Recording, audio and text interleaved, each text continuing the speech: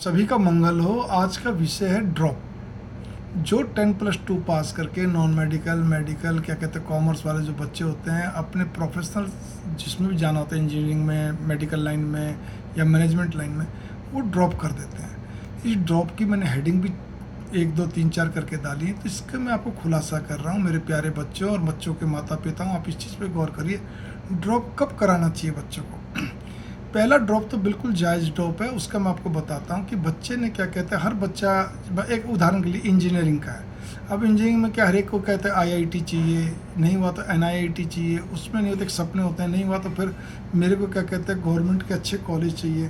अब गवर्नमेंट सीटें कम होती हैं, अब गवर्नमेंट सीटों में भी क्या कहते हैं नहीं हुआ, ठीक है, फिर उसके बाद उसका एक लक्ष्य और भी होता है कि मेरे को पर्टिकुलर सब्जेक्ट चाहिए, ठीक है ना। मुझे क्या कहते हैं भाई, मेरे को इस लाइन में, इलेक्ट्रिक लाइन में चाहिए, मेरे को सीएस चाहिए, साइबर में चाहिए, मेरे को ऐसे कई तरह के लाइन है ना कंप्यूटर मतलब इंजीनियरिंग के अंदर, बीटेक के अंदर। अब उसमें क्या होता है, प्राइवेट कॉलेज में उसने 5-6 जगह फॉर्म भरे और उसके पेपर भी दे दिए, अपीयर भी हो गया। लेकिन सवाल इस बात का यहाँ पर यह है, अपीयर होने के बाद किसी कारणवश उसको वो सीट नहीं मिल रही जो उसको चॉइस चाहिए उन कॉलेजों में।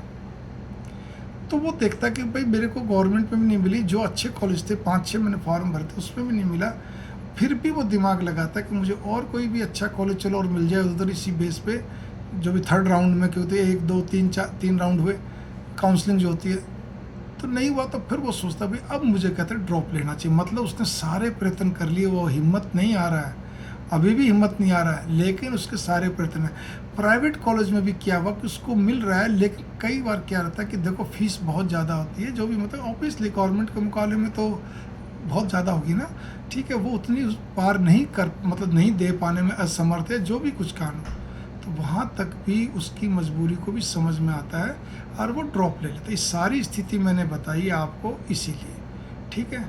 अब वो ये है जायज़। दूसरी चीज़, दूसरा ड्रॉप होता है ओवर कॉन्फिडेंस में। बच्चे के 92% नंबर आए फॉर एग्जांपल के लिए, सबके वही सपने, वो आईआईटी एनआईटी आदि सब कुछ है, लेकिन उसने ओवर कॉन्फिडेंस में इसलिए लिया है कि मेरे को कहते हैं प्राइवेट में भी मेरे को वो सब्जेक्ट चाहिए, सब कुछ आईआईटी एनआईटी में तो जो भी कुछ है, अब मैं और मेहनत करूँगा और सब कुछ होगा, मेरा आईआईटी में एनआईटी में तो होना ही होना है, ठीक है। एमबीबीएस में तो मेरा गवर्नमेंट सीट पे होना ही होना है। खेल है गवर्नमेंट सीट का, प्राइवेट सीट के रेट बहुत ज़्यादा है, आपको मालूम है। अब वो होता है क्या कि अगली बार क्या कहते हैं बाय द वे नहीं हुआ तो कि सीटें सब कम होती हैं भाई, चाहे एमबीबीएस की गवर्नमेंट सीटें ले लो, इंजीनियरिंग के लिए बहुत कम होती हैं, ठीक है। बच्चे लाखों होते हैं जो पेपर दे रहे होते हैं, सबके सब ब्रिलियंट होते हैं, ठीक है। फिर वो जुआ हो गया तो 2 साल गए कि नहीं गए। तो इसी प्रकार से फिर वो कहते हैं फिर ड्रॉप। अब फिर ड्रॉप की क्या सोचा, कई बार कई मूर्ख ले लेते हैं, मना नहीं करता, लेकिन 2 साल तो खराब गए ना, बात यह है। इसी प्रकार तीसरे तरह के ड्रॉप लेने वाले तो देखा देखी लेते हैं, मेरे साथी ने भी ड्रॉप लिया, चलो एक ड्रॉप लेके देखते हैं, ठीक है ना, वो देखा देखी वाले होते हैं। और चौथे तरह के जो होते हैं वो इतने हताश निराश हो जाते हैं, एकदम से डिप्रेशन में आ जाते हैं, उलझ पुलझ जाते हैं, हौच पौच हो जाते हैं, उनको समझ ही नहीं आता मैं क्या करूँ। और पेपर भी उन्होंने इतने नहीं दिए रहते हैं। जो थर्ड वाला है उन्होंने भी इतने पेपर प्राइवेट नहीं दिए, तो खाली 1-2 पेपर 1-2 यूनिवर्सिटी के दिए एक्स्ट्रा, मतलब बस, और वो प्राइवेट कॉलेज के उसके बाद और कुछ नहीं दिए, वो जैसे तैसे करके। और चौथे वाले तो बिल्कुल भी ऐसे होते, वो भी ऐसे ही होते, लेकिन वो हताशा निराशा। तीसरे चौथे में अंतर, ड्रॉप वालों में इतना ही अंतर है कि चौथे वाला बिल्कुल हताशा निराशा में होता है। हालांकि उसके घर वाले कह रहे होते हैं कि बिलाओ भी आपको क्या कहते हैं पेमेंट, मतलब पेमेंट तो लगनी है, फीस ही तो एक्स्ट्रा ज़्यादा लगनी, कोई दिक्कत नहीं, मैं आपका एडमिशन करा देता हूँ, लेकिन उस पर जिद पे अड़ जाते हैं, नहीं हमें तो क्या कहते हैं नहीं लेना, ठीक है। या फिर क्या जो तीसरी कैटेगरी वाले वो ज़्यादातर जिद पड़ते हैं, दूसरी कैटेगरी वाले और कॉन्फिडेंस में ज़्यादा जिद पड़ते हैं, नहीं हमें क्या कहते हैं ज़्यादा फीस दे के नहीं लेना प्राइवेट में, नेचुरल होने दो।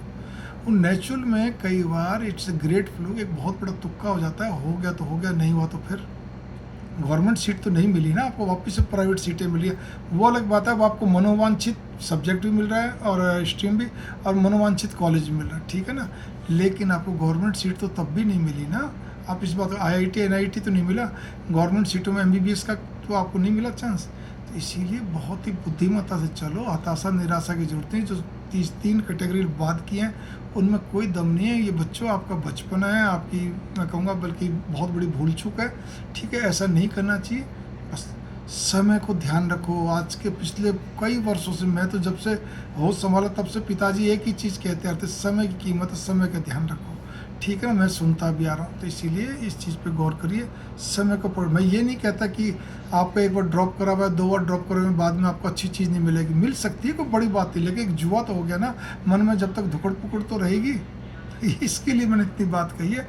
मंगल कामना, नमस्कार।